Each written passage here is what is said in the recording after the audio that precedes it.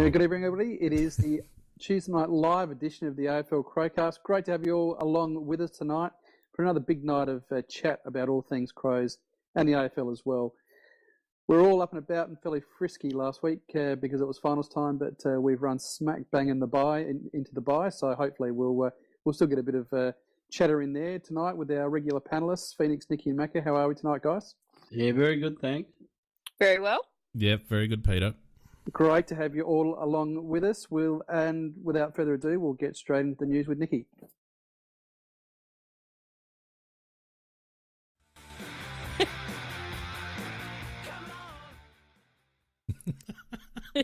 I was waiting. I learnt from Sunday, you bastard.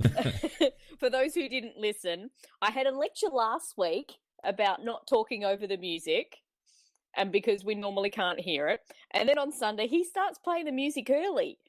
So Macca and I don't speak, and then we get told to speak. And so the bugger did the pause then. It didn't play it. So I was waiting for it. Okay. So the AFLPA Awards are going on at the moment. They're about halfway through.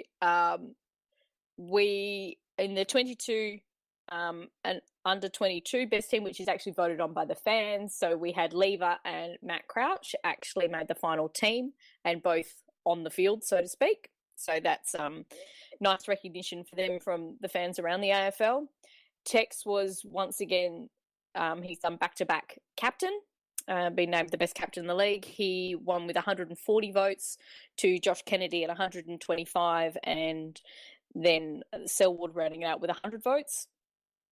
And Sloan has just been revealed as one of the top 5 for the Lee Matthews Trophy. We're all pretty sure he's not going to take it out, but even the season that he's had to have made the top 5 votes from the rest of his peers is still quite a nice little bit of recognition. So, Nikki, just before you go on, I just want to clarify 2 things. So, Rory Sloan, 3rd in the Coaches Association voting. Yep. And in the top 5 of the Players Association voting. Yep. But can't get an All-Australian gig. That's how it worked, didn't it? Yeah. Yeah, okay. Hello. So, just wanted to clarify. Who's voting for the All-Australian gig people who have no idea? Yeah, just wanted to clarify. But, of course, he got tagged for a few games, so, he was shit. Yeah, go on. Anyway, sorry, go on. Yeah. We've actually had some interesting news come out with delistings. Now, Brisbane and Melbourne have actually released their delistings today. The big news out of that is actually Jack Trengrove from Melbourne has actually been let go, as well as Jake Spencer. And Harwood from Brisbane, who's a defender, who I've seen him play a couple of games, he's been let go, but the rest of the ones that they have is just names I've never heard of and a couple of rookie players. But yeah, the player they actually thought was going to be a future captain, they've had to let him go. Just with those foot issues, he just hasn't been able to come back. Yeah, well, he was destroyed by the Melbourne system, wasn't he? Yeah, and they tried to hide how bad it was and kind of trade him off, and that didn't work. Well, what happened is, when he and Scully went to Melbourne, they, instead of having modified programs and getting adjusted to training like the rest of the guys do that have been there for a number of years, these guys were put under that pressure and they broke down, and they broke down continuously. And, Scully ended up looking very ordinary. Gone to GWS, proper programs. The guy turned into a very good player. Unfortunately, Trengrove broke down too many times, and well done, Melbourne. You killed a good player. Yeah. Interesting one there. But there's been kind of talk of, do we want to try and possibly entice him back to Adelaide, because he is an Adelaide boy. I think there were some comments going, well, he'll definitely bolster our SNFL stocks. I did see a report from somebody. They actually did play in their finals game on the weekend and actually played quite well. But yeah, it would be interesting to see if there are any sort of bites of the cherry, so to speak, towards him. I wouldn't think so, Nikki. I think Spencer, even though he's not the prettiest ruckman around, would probably attract more interest from perhaps a club that was really a bit lean on ruckman Trengrove will. Yeah, I tend to agree, Macca. I think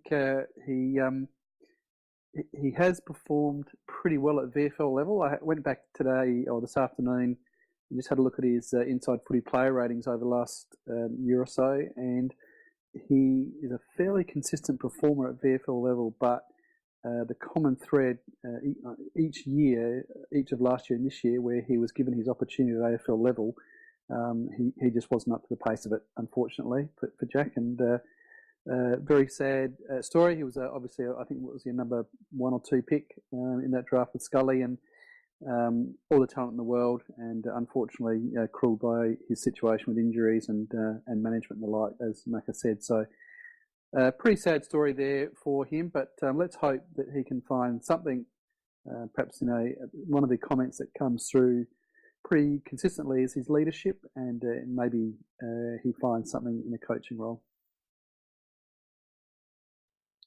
Now, the other news was, so there was some coaching movements in that Matthew Boyd is actually going to join Collingwood as a development coach. Yep, already there. Yeah. And the other one, which I kind of thought was quite interesting, I'm just trying to track it down. Oh, Tyson Goldsack got an extra 1-year extension. Now, I couldn't find it, but they also offered, I think it was 3 years to Mason Cox? Yep, 3 years. Which is unbelievable when you think about it. Yeah. Although there was some interesting comment that very last game they played, where they actually played him more in the ruck and Grundy forward. And he played quite well in the ruck. And you think you've got a guy that high, why not use it? Interesting, isn't it? Phoenix. North Melbourne have got 2 or 3 ruckmen, or probably 3. But they were interested in, well, according to Scott, they were interested in getting hold of this big boy from Collingwood. But I mean, he hasn't set the world on fire. But as Nicky said, he did have a good last game when he played it purely as a ruckman. He went forward a little bit, but he mostly played in the ruck, and Grundy up forward was actually great.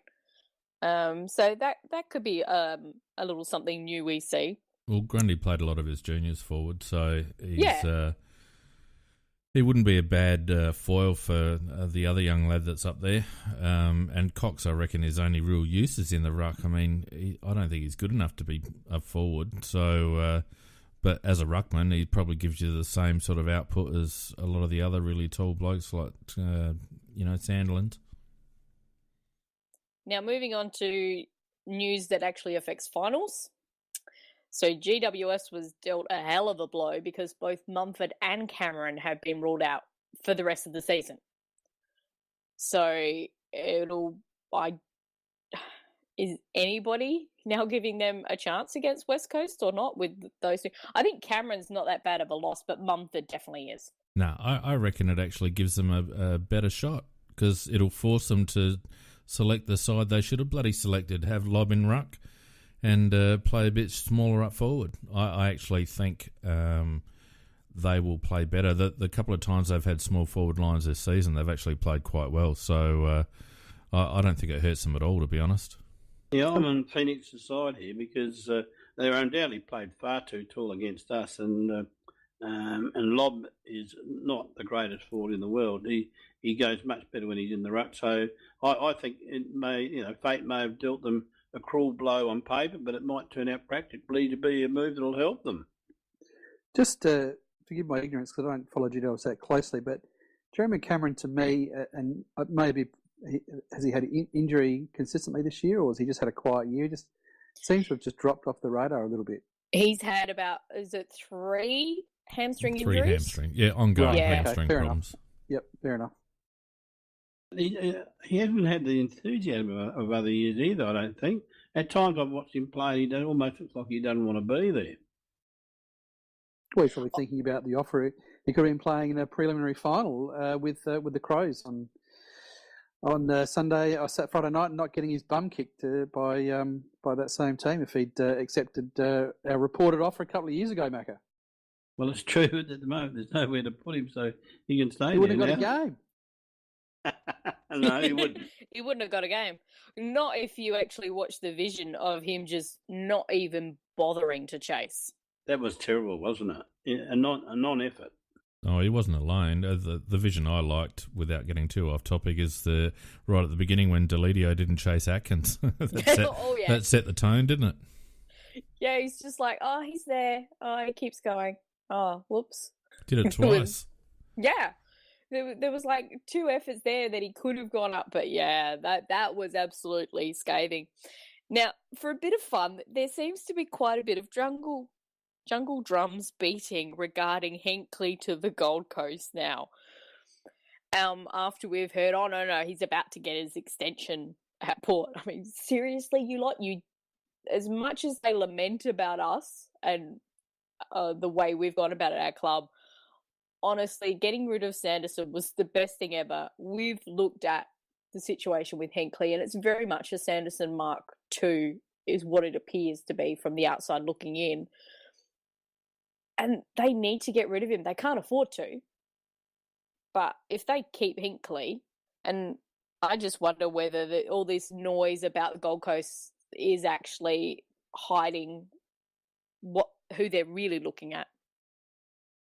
I don't know, but my opinion of Hinkley is, he's an honest soldier, but to me, he looked like a labourer trying to do a tradesman's job.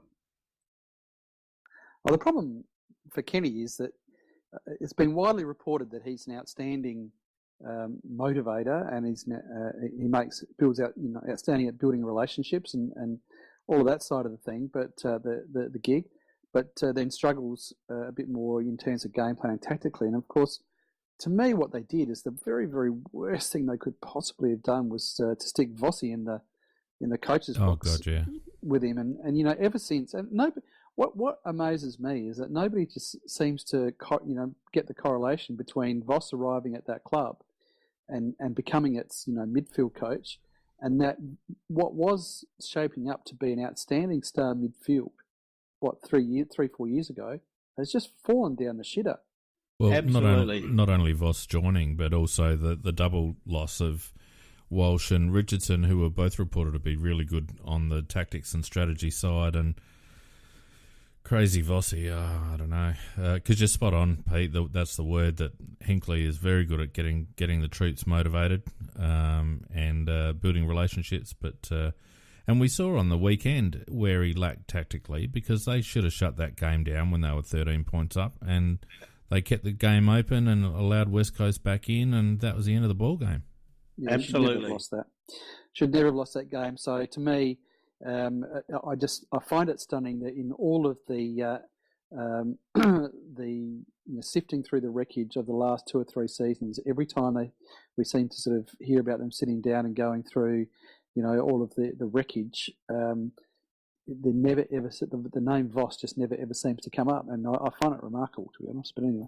Yeah, Pete, I think you really have hit the nail on the head, because that midfield a couple of years ago looked like it was going to be a real A-grade plus midfield, and now, you've got Boak, just a very, very average player, and the other players are, apart from Robbie Gray, and even he sometimes, very in-and-out players. Anyway, can we start? I'm feeling like we're missing out, because can we get on and start talking about Richmond? I just haven't had enough of Richmond over the last... And also, we haven't even started to talk about the free kick to Shuey. I mean, surely we need to start talking about Richmond v Geelong and the Shuey free kick, because I just have not heard enough about that all week. Yeah, I watched the shows last night, the 2 football shows, Channel 7 and Channel 9, and shit a brick. I mean, both of them started off with Richmond and gas-bagged about them, and I thought we'll get a mention ultimately, and we did get a brief mention along the line, man. And the free kick, well, I think because, I don't know how much sympathy was there from Victorians, but it was an interesting free kick, because it looked visually like one, but it was definitely a Selwood raise the arm job. Yeah, but Pollock did catch him on the shoulder to start off with, so it wasn't a very difficult tackle to shrug anyway. And Mackie, like anyone that's played footy knows, you get tackled, you try and release yourself from the tackle, and yes, he did raise his arm, but he never dropped his knees and he never ducked his head, and you watch that play in real time, there's no way the umpire can call anything other than high tackle. So I think I agree with that. I do agree with you on that. Yeah, I think if we're going to start splitting hairs, and I'm not saying that you are, but the media in general, if they're going to start splitting hairs, and the best one, and I'm sure, Nikki, you'll cover this later, the best one was Chris Scott on 360 last night. What a fucking hypocrite. Jesus Christ. It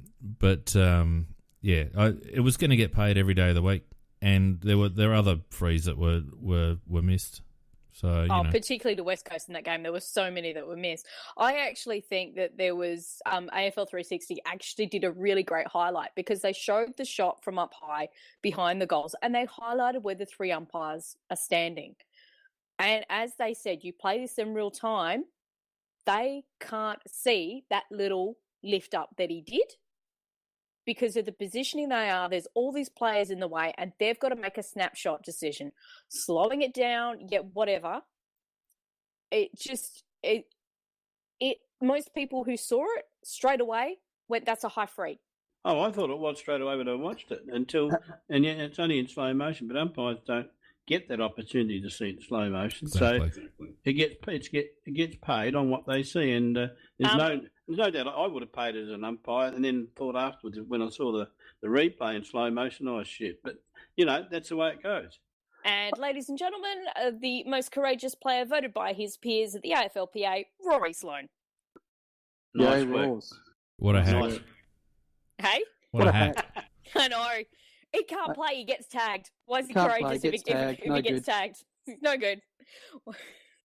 One last thing, Nikki, that angle you talked about the umpires, which I must say was interesting, that they gave that angle from above.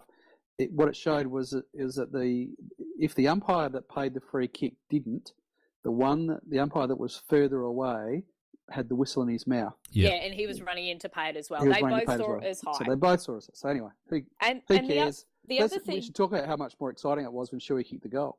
Oh, actually, Eric McKenzie's brains to make sure in that split second that is not going to rush a point. No, mind you, to be fair, he was only being chased by Dixon, and that man is not smart.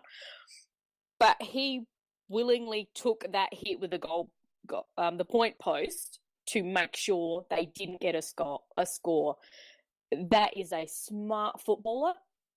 Absolutely amazing what he did there. And the good thing is a lot of the West Coast players who've all talked about it, they've all also highlighted what Mackenzie did. The funny thing about it is that if you have a look at that footage again, when Mackenzie hits the point post and becomes stationary, the boundary umpire doesn't actually call out of bounds straight away. It's not until Mackenzie kind of shuffles the ball over about a second or two later that the ball is officially out of bounds. And like a poor player, if he was following closely, could have actually kept that ball in, irrespective. Yeah, because his arms were actually in the way. It didn't actually hit the post. He did. Yeah, and he had to actually shuffle it over the line. And that was actually quite good because he looked at the umpire, realised he hadn't, and went, and just pulled it over the line. Yeah, whoops. So it was deliberate as all hell. Dixon had already started to walk away, but that's a smart thinking footballer, and you really want one of those in your back lines. You actually raised a point, and dealt with it. That particular, because I didn't think that ball actually did hit the post when he. No, it didn't. And then, as you said, Felix, it was just sort of sitting on the line. He looked down and saw it there and just shuffled it across. Yeah. But the real villain in the piece, there were two villains in the piece. Dixon, who could have iced the game twice from shots that any AFL player should have kicked, and the mighty Wingard, who instead of allowing the blokes who had a free kick or a mark to have to burn up 30 seconds of the time on the clock, grabbed the ball, played on very quickly, kicked it straight to West Coast. Macca, leave all this for the Cockwomble. Leave for the Cockwomble. Any more bits of news, Nikki? I think those were the main ones, if you guys can think of any others. No, it sounds good. Oh, sorry, Macca, you got one? Yeah, I got one just about the Gold Coast, with the boys going up to the Gold Coast there, and particularly that shot of Tex Walker and his budgie smugglers. They're actually, incidentally, Australia, they're Rio Olympic Budgie Smuggler. So I wonder who he got them off of. Is he maybe going for the Cock Wobble Award? Well, BT said he's obviously the new package. Yes, well, incidentally, they were talking about it on 5AA tonight, and particularly about how he sort of filled out his bathers, and Rowie comes up with, well, I don't look so good in Budgie Smugglers, and Vic said, have you ever tried putting a potato down there? And he said, he said, but there is only one problem, you must have let it slip to the back. Not such a good look then. I think the most shocking thing of that story is, Macca, that you actually listen to 5AA. Yeah. That's got to be a nomination. Is he one of the 15 that are left? Mate, I've got the time. What else am I going to do? Listen to SEN. Moving on, a little bit of unofficial news that I came across through the week, the weekend. The possibility of a Crows Richmond Grand Final is on the agenda at AFL House, as I understand it, and I understand that there's already been some feelers put out by the AFL to the Crows just in relation to a potential Guernsey clash should this game eventuate, and that the AFL are fairly keen for Richmond to be able to wear their home strip, but are cognizant of the fact that the Crows do have the option, being the higher finishing team, that it is their call.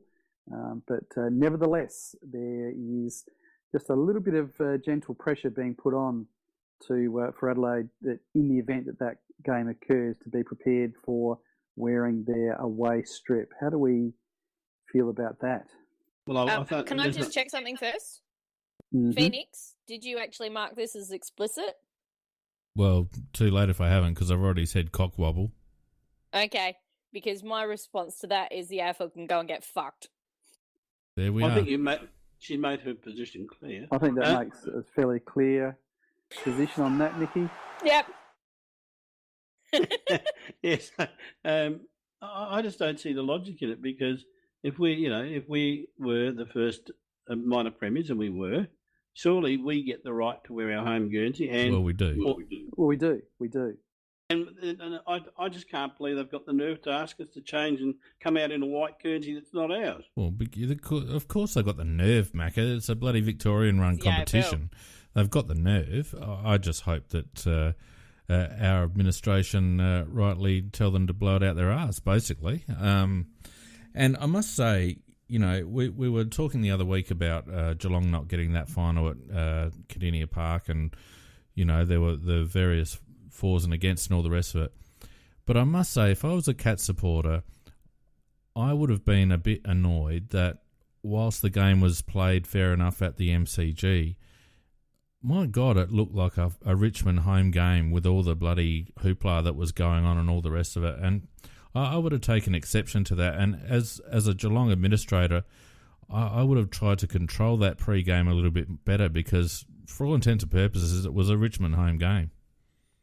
Well, they had the majority of the crowd too, which made it even more look like that. But I've got no sympathy for Geelong in anything, so I'm happy that they're unhappy. Yeah, I'm just talking about it in the context of this particular issue, Macca, that the AFL allowed it to be a Richmond home game feel, and us letting Richmond wear their home strip instead of the away strip, just goes along with that.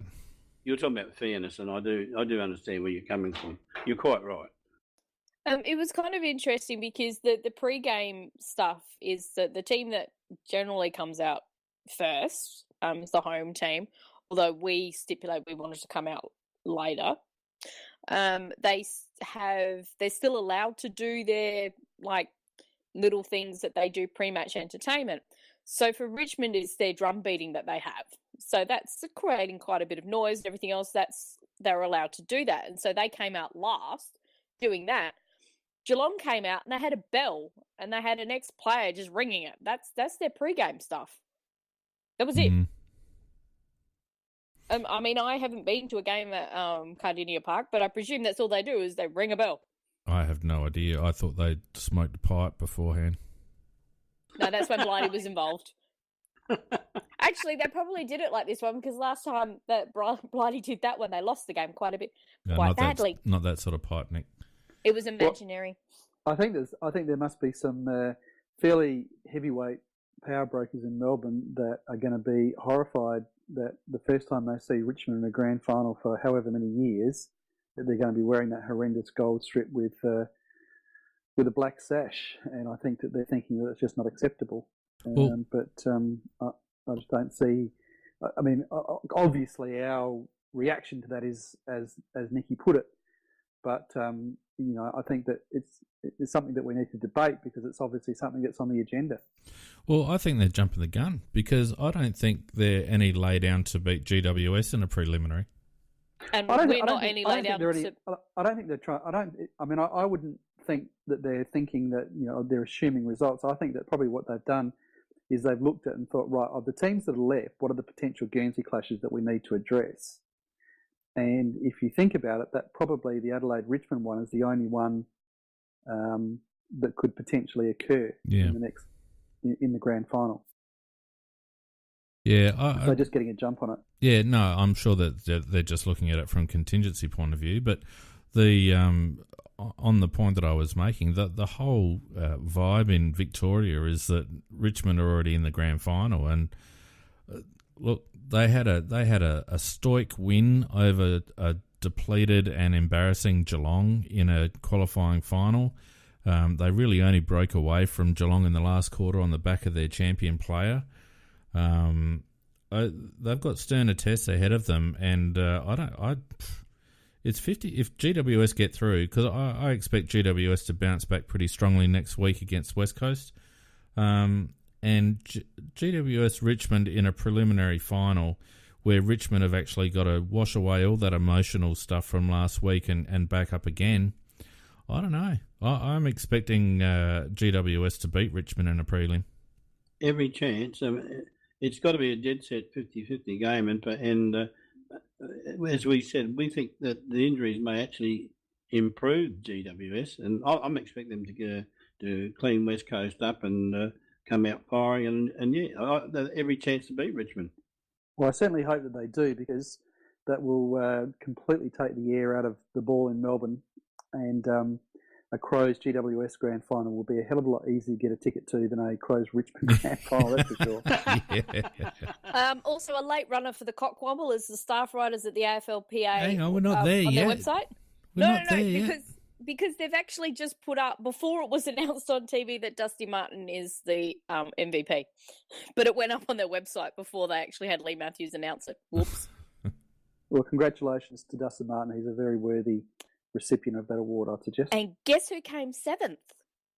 Seventh? Matt Crouch. Really, that's a good result. Where did Sloaney come in that? He came fourth. He came fourth. Dog with a bone. So third in the Coaches Award, fourth in the Players Association, but can't make All Australian. Not in the best 22 players in the league, apparently. Yeah, Selwood didn't even make it into the MVP. Just extraordinary. Don't you laugh, Phoenix? You didn't have him in the All Australian team. No, and I stand by it. Yeah, that's rubbish. As has been shown by those who should know, the peers of the game. Yeah, good on the peers. Go the peers. On the peers. Go the peers. A couple of other little bits of late breaking news. Some tweets that came through today from the Chicken Man himself, Ricky Nixon. First of all, there was a tweet just in relation to the Lever situation and the fact that it was his understanding that Melbourne made an offer. Adelaide got sort of close. Management then told Melbourne, Collingwood and the Bulldogs to go away. He was staying at the Crows. And his old man was coming over. His old man was set to move to Adelaide. And then Melbourne went bang with about a $900K offer, which has blown everything else out of the water. The second tweet that came from Chicken Nixon was just in relation to Jeremy McGovern and the fact that Adelaide are presently putting in some work with the West Coast Eagles to snag Jeremy McGovern. Wouldn't be the worst player in the league to get. He played a very good game. Wouldn't be he? the worst player. There's an understatement. I did a deliberate understatement. I thought he very understated, Macca. That would actually be hilarious if Jeremy McGovern came over after all the bullshit that we've gone through this year with Mitch and Jake to end up with the McGovern boys forward and back. Jeremy McGovern is every bit the player that Jake Lever is, in my opinion. Every bit. That would be a pretty good outcome, I think, especially if we had a few picks as a result of Jakey going back to Melbourne. Well, the way that it was put by Chicken, he put it as to we were inquiring in relation to his free agency, which comes up at the end of next year. So that appears to be the strategy. However, I wonder if there wouldn't be some conversations. If there was some interest from Jeremy to join his brother, I wonder if there wouldn't be some conversations along the lines of, well, you know what, West Coast, when we're losing Lever, we're probably never ever going to be this flush with currency again. If you want to get something big done, now's the time to do it. Well, what would they get for Jeremy? They'd probably get an end of first round compensation. Yep. And they'll have a good year next year. Yeah, we may well have some currency that trumps that. We would have to. I mean, we would be able to give them. Basically, we could give them the Lever compensation. Yeah, pretty much. And it's a win-win outcome with that, I would have thought. Yeah, you'd be quite happy to get the big bro. You know, he played an outstanding game against Port Adelaide. What did he take? 15 marks or something, wasn't it? Yeah, and he can actually defend one-on-one. He's the best. He has some ridiculous statistic about winning one-on-one contests, and you know he was he was one of the All-Australian defenders, and of course you know that if you're an All-Australian, if you get into the All-Australian team, well, you know that's you're obviously the best. There's no question about that. But I'm going to bloody mute you in a minute. So it's interesting that if that's to be believed, then we're at least asking the question. And I had the only little bit of snippet of info that I was able to dig out on that, and again from a pretty reliable source, was that it's certainly been discussed amongst the playing group about the potential that they'd like to see the brothers playing together. They'd like they give that support to Mitch to say, you know, we'd love to have Jeremy at the club. Well, I did get that little bit of information. Now I don't know how far that's. I can only assume that that obviously if Chicken Nixon's information is correct, then we're starting to sort of put together a little bit of smoke around the fire. Yeah, well, the other good thing about Jeremy coming across is it basically makes both McGovern boys then Crows for life, because as we were talking about last week, a player comes mid-career to another club, he generally doesn't leave. And I would have thought that if Jeremy came over here mid-career, he'd stay here for the rest of his career, and that would pretty much leave Mitch here for the rest of his career as well. So 2 for 1 there. He does drive a Toyota as well, so... Into the water. Yeah, got a bit waterlogged, but he's got a Toyota. That's that one, and then of course the Lever 900k. What do we think about that? I think that if that's to be believed, Melbourne is stupid. That's absurd. First of all, you can't blame Jake for taking 900. Oh God, no. Second of all, you'd be thankful that Adelaide, as it appears, haven't matched that or don't want to match it. And third of all, you just wonder what Melbourne's list management strategy is and what they're going to be offering us in order to get him across. Well, I want to know what they're going to be offering the rest of that midfield and those youngsters. They've got some awesome talent coming through. Are they going to have to offload some of them in the future? Interesting thing about that is they can pay $900k for a backman who is not even the key position backman, and make Sydney's money that everybody laughed at for Buddy Franklin look very, very cheap indeed. Well, it would surely it would make Lever just about the highest paid player at that club. Oh, it would be, have to be. Which is absurd for the and we all love Jake Lever. Everyone would love to keep him, so we're not downgrading his ability. But as a third tall, and I maintain he's never going to be a key position defender. That's a huge amount of money. I would have thought, even with the 20% increase, and I think we did have this discussion. I think we said on around about 700 max, didn't we? Yep. Yeah.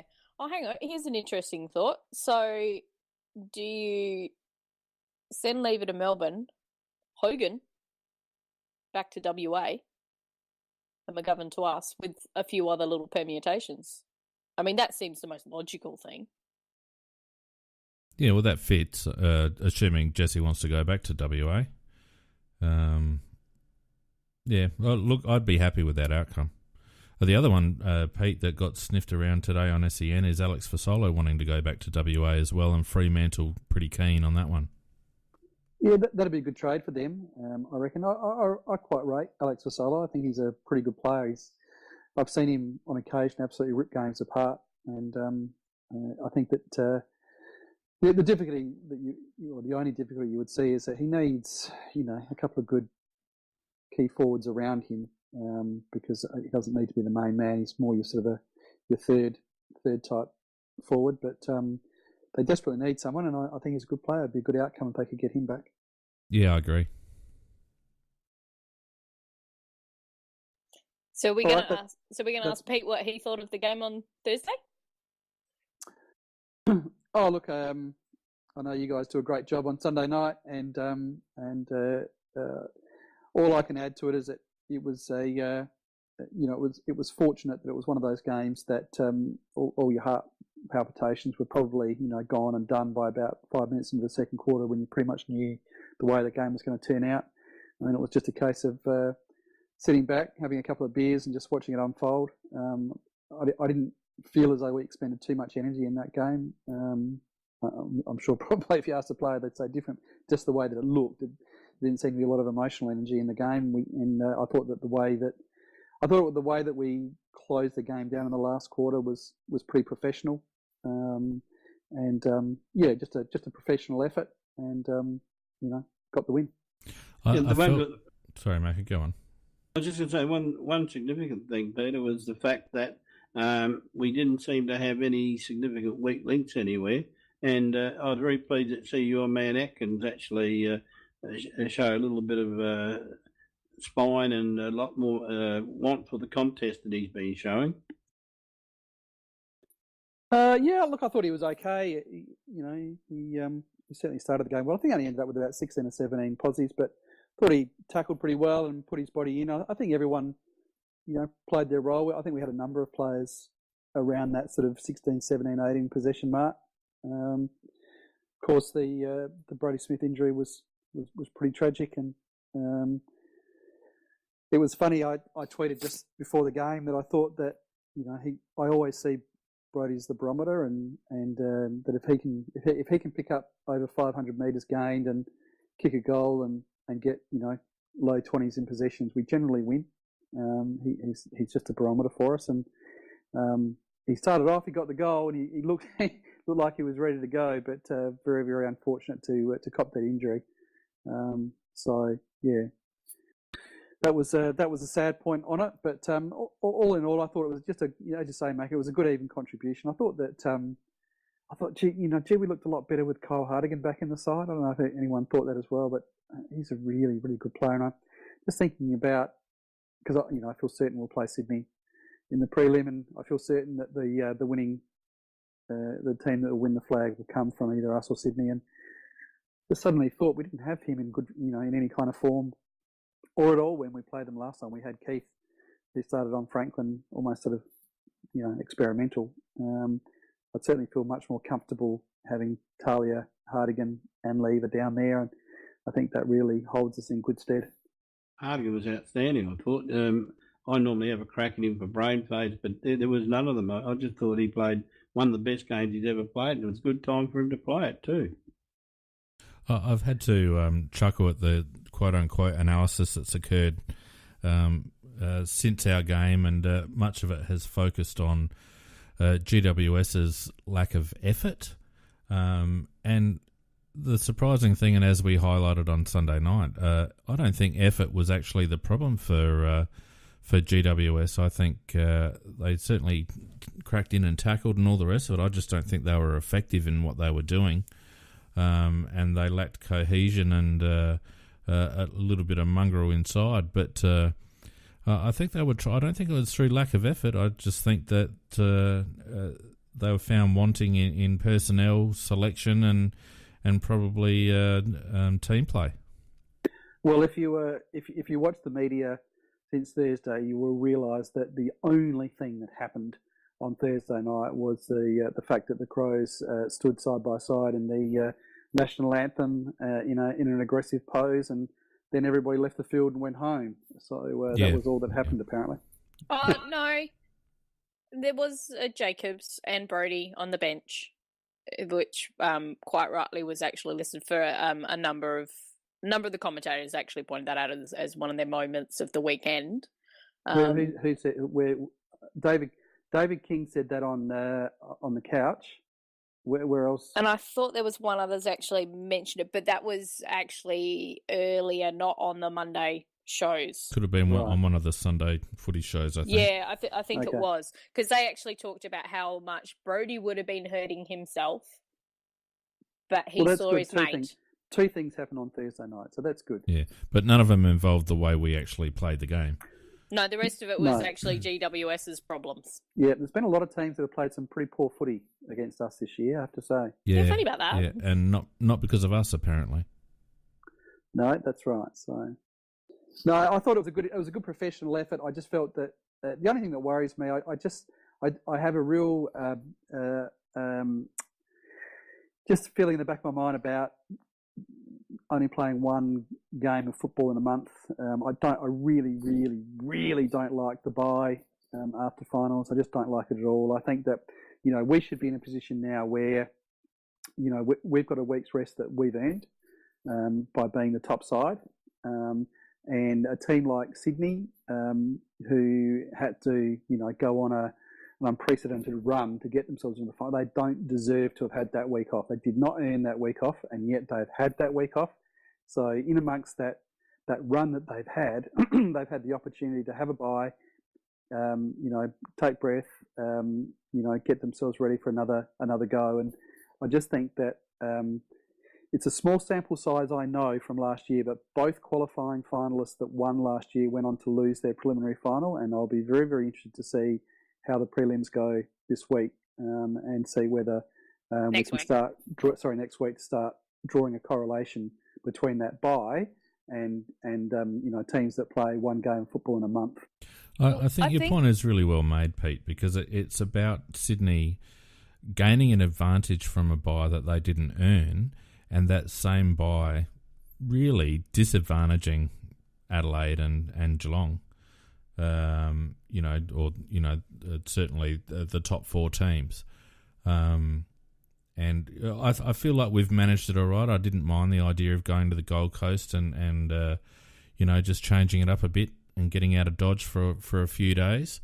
But the fact remains, as you rightly point out, we haven't played a lot of football in the last month, and not at a high, like the last time we had a high intensity game was that Sydney game, which is quite some time ago now. So I reckon if Adelaide dropped the Sydney game and Richmond dropped the other prelim, we'll never see the bye again. Yeah, I think you're right, and I think there's already been some very, very influential voices who have come out in strong criticism of the bye. And I think you're right. I think that if we get this happening again this year, and if Sydney go on to win this flag from outside of the top four, and so we get a bottom four team for the second year running, and we get two top four teams who win their qualifying final and lose the prelim, I think that you've got to draw a correlation. Yep, I don't disagree with that. I think 2 for 2 would be a bit damning, particularly considering Sydney have had to be up for such a long period of time. And they had a fairly easy win over Essendon. But that said, if they back up again and have another easy win, I think it says more about the bye than like against the bye than for it. Yeah, the only thing we can hope is that the Sydney Geelong game is a brutal game, and that they get a lot of bruises and injuries, etc. That, or at least if not injuries, that they get enough bruises to slow them down a little bit and compensate for our lack of match practice in that particular period. So I'm with you, Peter. I'd like the bye to go, because it puts us at a disadvantage. It takes away the advantage that we won and puts us at a slight disadvantage, I think. But having said that, I still think we can win it. I think we can. I just think that there's no doubt in my mind that Sydney will win on Friday night, and there is also no doubt in my mind that the Friday prelim Crows v Sydney will be an absolute ball terror. I can't see any other way that we get out of that game other than by the skin of our teeth. I wonder then, Pete, whether the freshness will actually help us, because I think you're right. I think Sydney get through Geelong, and it'll be, irrespective of their bye, it'll be their third game in a row coming up against us the following week. And I just wonder, whether that freshness might still help us get over the line against a Sydney team that's been going for 3 weeks. And we do have two key pillars that are a little banged up at the moment. And we saw how well Talia actually played on Thursday night, whereas he was struggling in that Sydney game. And that 2-week break has helped him tremendously. And we need him because he takes Buddy. And we need him up and running as well as he can to attempt to keep up with Buddy. I mean, that's virtually impossible, but he's corralled him quite well before in the past. So I think the break has definitely helped in terms of him and Tex to a degree. Oh, and Sloan as well. Yeah. I reckon Hart, not to be contrary, but I think my feel is that Hartigan will take Franklin, and I only say that because Hartigan took him in the semi-final last year. And did remarkably well. He was one of the players that really stood up in that semi-final last year, I thought. But you could be right there, Fino. The extra legs might help us. I think that if you think back to that game a few weeks ago, their world was still on a knife edge, and they were playing. I can't imagine they were playing with any less intensity that night than they would bring next Friday, because again, every game was a final. Yep. For them, so they would bring that same intensity, and I just think that we will shore up a little bit better in defence with Hartigan back, and we will have something to play for, which we didn't have that night, and I think from memory, our goal scoring conversion was the worst that had been all year, and theirs was the best that they'd had all year. Yep, that's right. Yeah, they couldn't miss until the last quarter, and they still won by 3 points. Yeah. So I think that we've got there's still a lot we can take out of that. Oh, no doubt. We've probably, given that there's not going to be a preview show on Thursday night because of no Crows game, we probably can spend a couple of minutes just looking at the upcoming semis. Does anyone at all give Geelong a chance? My own feeling is that the only way Geelong win, or even have an opportunity to win, is if they go the thump. Basically, I don't see them keeping up with Sydney any other way. The interesting thing for me about that game is being played on the MCG. Both of those teams recently have really struggled on it. I think Sydney will be a little bit better, but I don't think it'll be much as a shellacking as what some people are thinking, just purely because that ground will actually have a bit of influence. It is true, Nicky, that neither of those sides have actually been very good on that particular ground of late. In terms of if you line the two sides up man for man and look at the Geelong side and then you look at the Sydney side, there's no doubt in my mind that Sydney have got by far the better team in terms of the quality of the players in their side compared to Geelong. But I think where Geelong have got a genuine weakness is that the last, say, 4 or 5 players in their side numbers 18 to 22 don't match the players that are 18 to 22 for Sydney, and that's where your strength lies in the fact if you can go all the way down to 22 and still put good players on the field, you usually be a winner. Well, you'd think that Geelong take a punt on Mansell and probably Cockatoo as well. They just need more pace and more goal scoring. PJ points out in the chat too, and I'd forgotten about this, but Buddy did cop a pretty nasty corky, so it'll be interesting to see how he comes up from that this weekend. And if any Geelong actually try and re-aggravate it. Well, he kicked his 4 goals when it was probably still reasonably warm, I suppose. Yeah, well, he had a heat patch underneath that strapping apparently to try and keep it warm, and you know what corkies are like. It's normally day 2 and 3 that they seize up, so it'll be interesting to see if he comes up well from that. But it was amazing to see how limp Geelong were with a half-effective Selwood and Dangerfield just trying to win the thing off his own boot.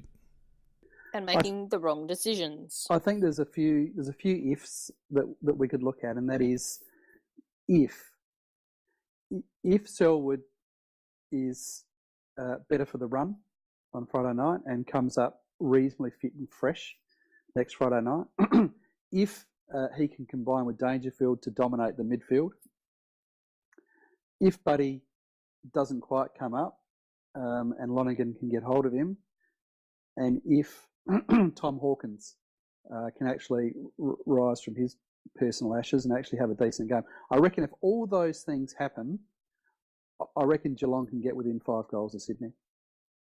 But I think that if they don't, I reckon it could be a really embarrassing blowout. Well, the reason why Sydney actually has quite a good record against Sydney is they're one of the teams who always tags Selwood.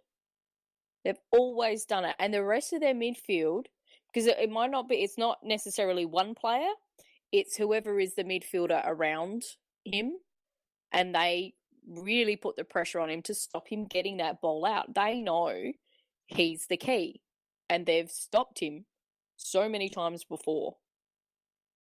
Yeah, I'm with you, Pete. I mean, I'm trying to make a case for Geelong getting close, but if you put a gun to my head, I'd be saying Sydney quite easily.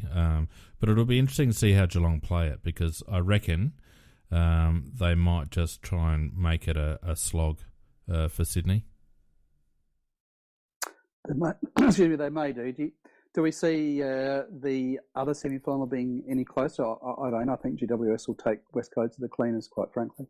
Yeah, I'm with you there, Pete. I think that, again, if you look at the quality of players on the Oval versus the GWS field, actually they should be really performing better than they are, given the quality of the players. But I've got my doubts about Leon Cameron as a coach, because he's got probably by far the most talented team, but it's not the best team. But it still should take West Coast to the cleaners.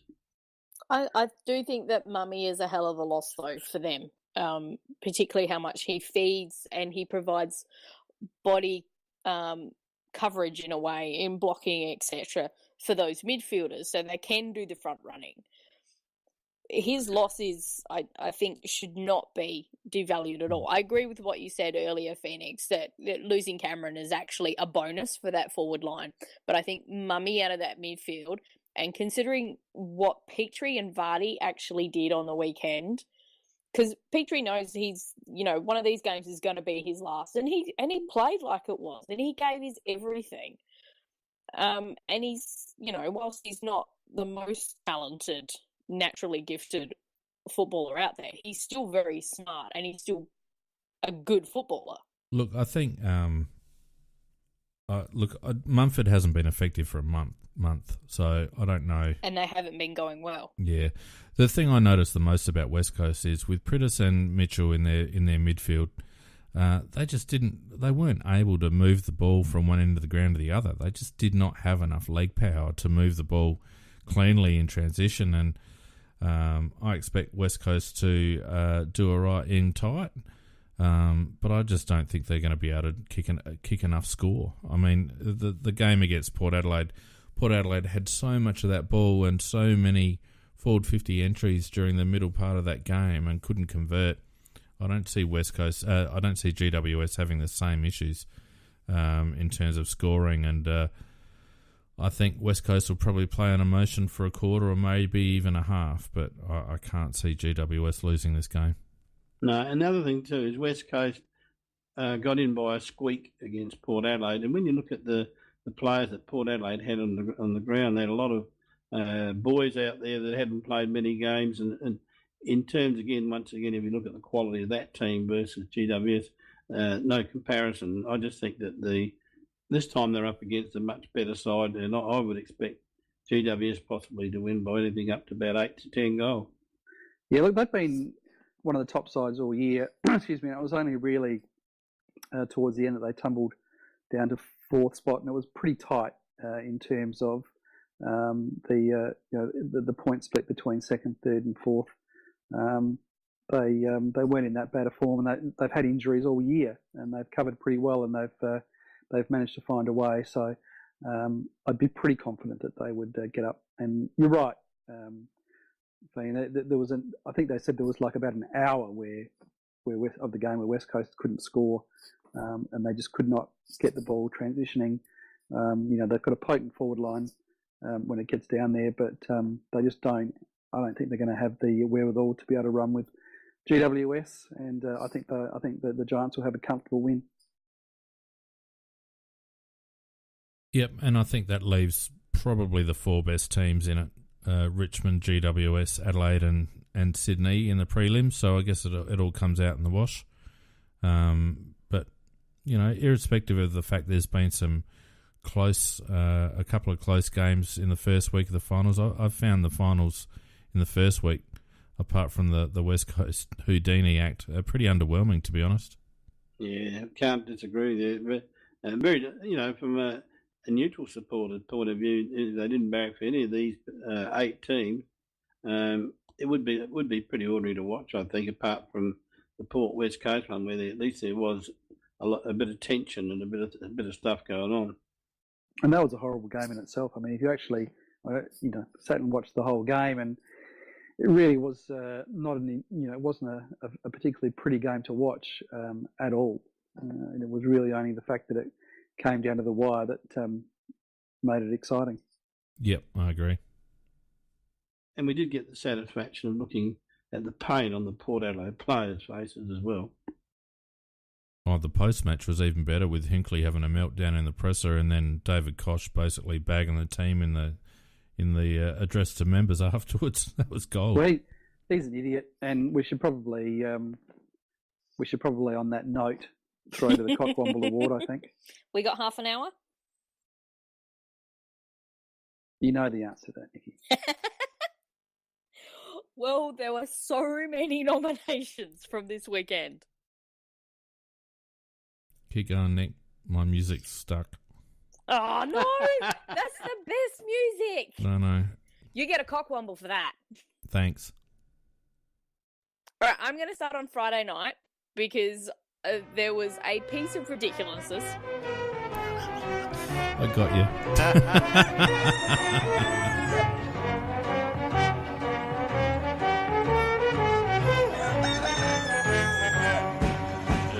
Underground, overground, wombling free. Sorry, Nick. You bastard. Right. Now, did anybody else catch that the umpire in the toss of the coin saying to Joel Selwood, as the away team, you get to call? Now, yes, they are in their white shorts, etc. But Geelong actually qualified as the home team. The umpire didn't know that, and he actually got the wrong team to call the toss of the coin. It actually should have been Richmond. Whoops. Then also, we had that lovely performance from Paddy with his 10 clangers in a row, including, was it 3 or 4 out of bounds on the floor? I think it was only 3. 33% disposal efficiency. Massive numbnut. And then Saturday night delivered. Absolute gold. So I put a post up on Big Footy asking for people's nominations because there were just so many to come out of this game. I just thought I'll just give it to Port overall because there was just so many, but I think they need to be unpacked. So you have Chad Wingard for kicking to Barras on his own first and then kicking to McGovern. You had Chad Wingard, who when he gets possession and they are up in extra time, instead of stopping because he got a mark and going back and taking some time off the clock and kicking the ball around and taking possession, no, he has to play on really quickly and kick it directly to a West Coast player. So then that goes to the leadership of on-field by Port Adelaide, who didn't know how to ice the clock.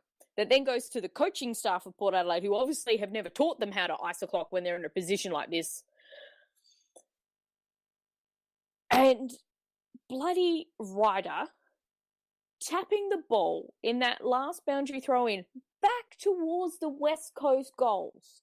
The rest of the Port Adelaide midfielders setting up behind him instead of in front of him, so he taps it towards the boundary line. I mean, it was just ridiculous. He was the All-Australian ruckman, wasn't he? And he dummy spat all night. Oh, yeah, he also gets the votes for the umpire going.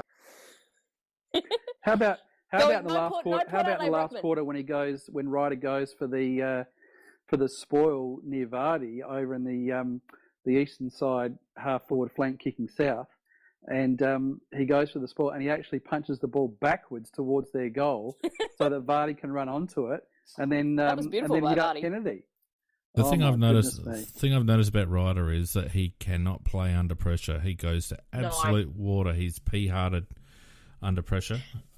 And the thing is that part of this I'm going to have a go at all of the AFL expert commentators who kept going on that there's a problem with the ruck rules because Paddy Ryder had a free paid against him. The ruck rule is incredibly clear. Paddy Ryder is incredibly dumb. So there's no problem with the ruck rule because they're going, the umpire needed to turn around and look at him because he put his arm up. He did the pissy weak little going, yeah, it's me. Didn't say anything out loud. The umpire very loudly says, no Port Adelaide, no Port Adelaide. Paddy doesn't hear him even though he's running directly past the umpire as he's saying this and taps the ball. So the umpire immediately plays a free. And Paddy's going, but I was just there and I put my hand up. Dude, he told you at least 3 times, no Port Adelaide.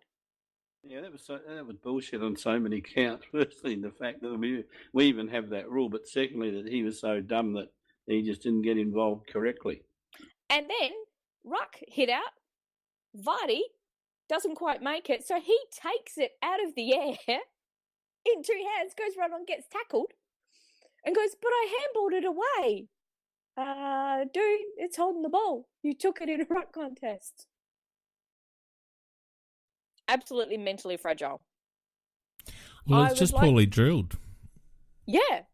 The whole schmozzle was just, it showed up what Port don't practice, and that is how to do certain things in certain circumstances under pressure. So then I think we also need to give a special nomination to Kane Corns and Mark Williams for having the biggest frickin' sooks. Mark Williams for saying that the Shuey free kick made him want to vomit. Well, honey, a lot of Adelaide supporters would probably say a few things about some of his comments previously. And Kane being such a hypocrite was hilarious. Robbie Gray for lifting the arm up and complaining to the umpire after Shuey got the free. Honey, you would know. We've kind of covered the Koshy and Hinkley's contrasting comments post-game. But I actually think out of that, Robbo definitely gets the nomination regarding that. Because he talked about, how professional and calm and wonderful Ken was, and other coaches need to be like that, because he didn't complain about the umpires. No, he complained about our town. He didn't. Yeah, and expanding on my earlier comment, obviously Chris Scott, when asked whether he felt that the Shuey free kick was there, said, well, it was last year, but this year we've been instructed that if the person getting tackled initiates high contact, then it's play on. And the rest of the panel, Waitley, Robbo and Richardson, did an extremely good job of keeping a straight face for the ensuing 4 or 5 seconds of stunned silence before they just continued on. It was a gobsmacking statement from the coach of the league's leading shrugger. And on that, every single commentator who came out with, it's in the rules. It's actually not. It's an interpretation. It is actually not in the rules. Yeah, but it's been a directive. I mean, look... It's been a directive, but they actually haven't paid it. It's a directive they've ignored. Well, no, I think that they've let go... I think they've started to let go some of the stuff that Selwood does. It's as we discussed earlier in the show. In real time, it's very hard for an umpire to pick, and I think that they have actually let go some of Selwood's stuff and some of Shuey's stuff. Shuey got a high one earlier in the piece that was let go. So well, yeah. I saw a stat on Twitter through the week, early this week, and I thought it really gave quite a clear picture, and that is that looking at high tackles paid, where the hell they got this from, I don't know, but they got the numbers between 2010 and 2017. Between 2010 and 2017, the list of players that have been awarded high tackles, there is one Jay Selwood and one El Shuey that sit way, way, way out on top of that little premiership table. So those two guys obviously know how to do what it is that they do. But with that said, you couldn't blame the umpires for paying that in real time. So that's how that one goes. Look, just in terms of the Cockwomble, for me, is a no-brainer. Is Koshy with his comments after the game? He is an idiot. He has no place in football or at a football club. The comments that he made while at virtually simultaneously, there was footage coming out of the port rooms of Dan Houston. Very, very moving scenes. Even for a Port Adelaide player, I might add, but moving scenes where he was just had his head on the chest of his mother, in tears, and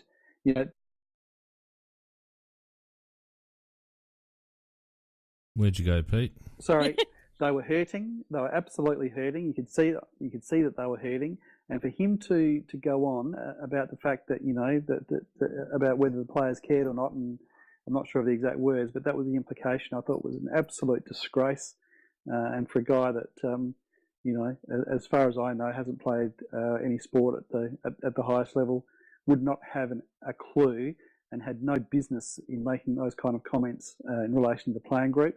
And he certainly had no business making those comments that he did in relation to selection of the side, and whether they, went too young. Because the reality is that I, for one, was pretty impressed by their backline and some of the kids that they had they've got there, and maybe they will get a clue that you need to build your side through the draft and not these random signings that they do and keep yourself out of the first round of the draft for 4 years. Some of the young kids they've got coming on in defence I thought were really, really promising and played good games, and that certainly was not the source of their problems. They were ill-considered, they were ill-timed, and he's an idiot. Yeah, and I loved his comment that just typical of what a fool he is. When he was saying that we blew it, everybody knows we blew it. I knew it, the players knew it, the crowd knew it. He never mentioned the coach, though. Well, and the other if you'd thing actually that listen to Hinkley, then what it also highlights is just how deluded that club was. I mean, does anyone really think that they were a realistic shot at the premiership this year? No. I don't think that anyone put them forward as a realistic shot at the premiership this year. As has been, reported ad infinitum, they haven't beaten a top 8 team. They didn't beat a top 8 team all year.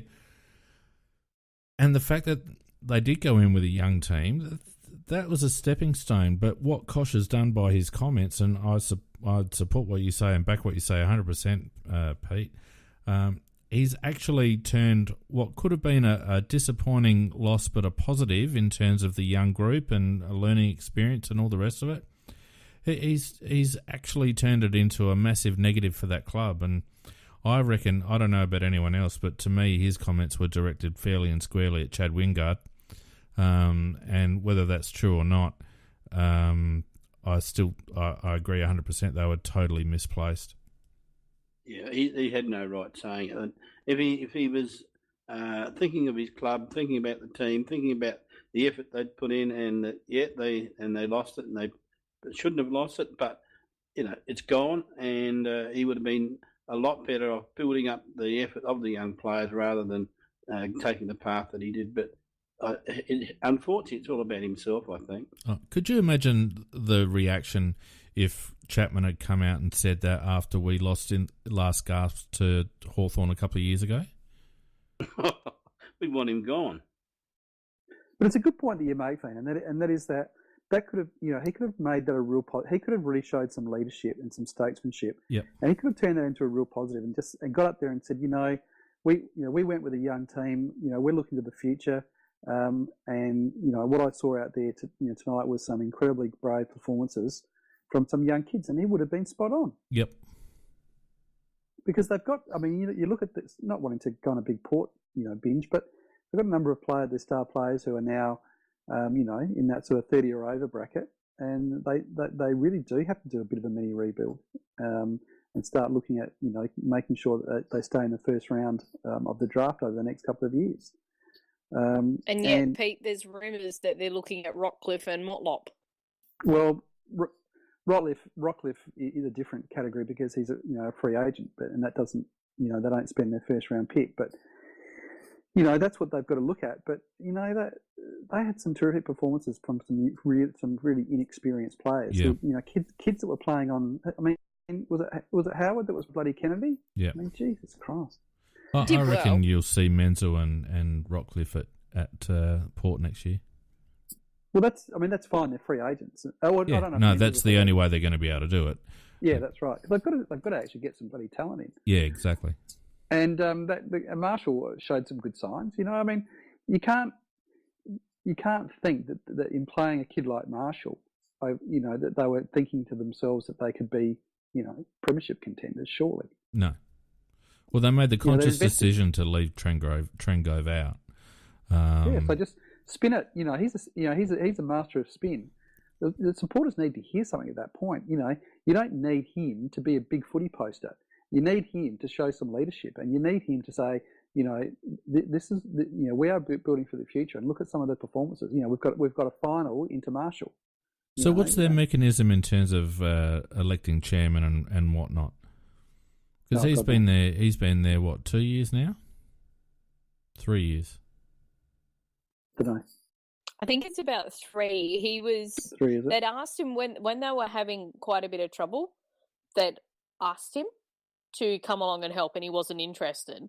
But then when he could see that there's a chance to up his own profile, then he became interested. The reason I ask is there's been well-documented friction between, or at the very least disconnect between Hinckley and Kosh. And I wonder, with Gold Coast sniffing around, whether it will become a him or me situation. Actually, Koshy's been there 5 years. Yeah, PJ says. Well, 2013. He could well do that, and he could well just want to get himself away from bloody crazy Vossi. Yep. Will he take Bassett with him? Because Hinckley, and take Bassett maybe, but Hinckley's not a fool. He would know that he's been let down tactically. Well, I found his comments in the presser about this town very interesting. They're not because when he's making comments about this town, his supporter base lives in this town as well, Yeah, I thought that. Yeah. I found it. Reminiscent of Vidmar's Pissant Town comments a few years ago. Yeah, Yep, very agree. much. And not the comments of a bloke who's really enjoying his time in Adelaide and didn't want to come here in the first place, don't forget. It took a fair bit to get him to move from the Gold Coast to Port, and it was wasn't it the second approach that they made when all other approaches. The first selection. Well, they approached him and he knocked them back. He chose not to apply, and then. I think that how it actually went is that he was prepared to put his head in the ring, but he wasn't prepared to come and do the whole presentation. That's thing. right. He said, "If you want me, then give me the job, offer me the job, but I'm not going down there and doing a 4-hour presentation and psychological testing and all the other bullshit that goes on. I'm just not doing it." Yeah. So, look, my money's on a move to Gold Coast for Hinkley. It really is. I think he's out. I'll go against you, Phoenix, because I reckon that even if he wanted to, Port wouldn't let him. Port will have no say if the AFL are happy with that to occur. Well, that's the one fly in the ointment as far as Port Adelaide are concerned, is that Gold Coast are absolutely bleeding, and I think they lost about $20 million or something. And they do need somebody like a Hinkley, somebody that's credible to be there. So that's the one fly in the ointment that they might somehow manoeuvre it. But in terms of, I can't see Port Adelaide voluntarily doing it without anything coming back their way. As PJ points out, Ken's actually employed on AFL money. Yeah, so the AFL's kind of mostly paying his salary, and that's what we've talked about before as to why Port kind of can't afford to pay him out previously. So whether there's a little sweetener from the AFL towards Port there, and we know they can't say no to a handout. I'll tell you the bloke whose name hasn't been thrown up for Gold Coast, and I reckon he'll throw his hat into the ring. And we talked about him briefly earlier in Cockwomble. Mark Williams, I reckon.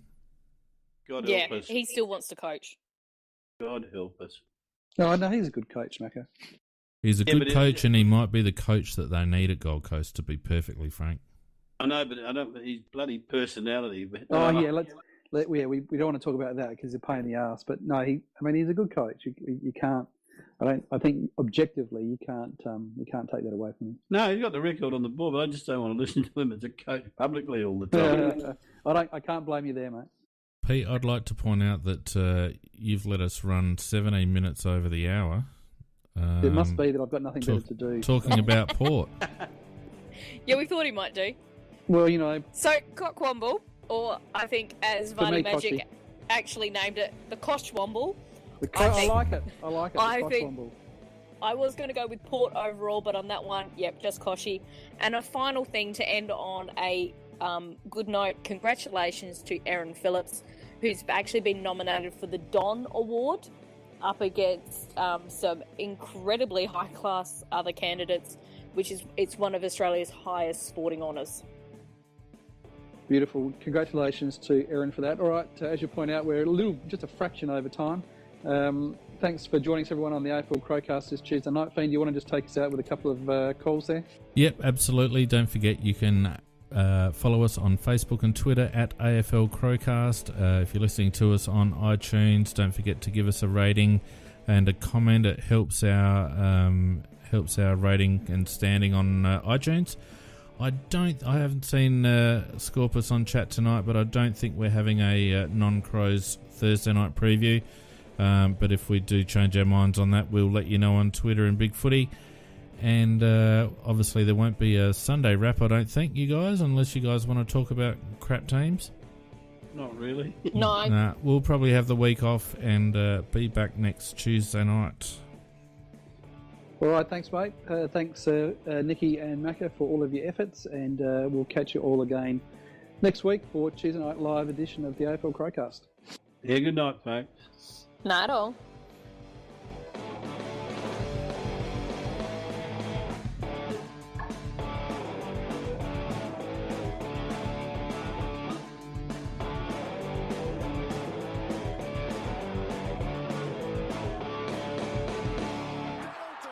That will do.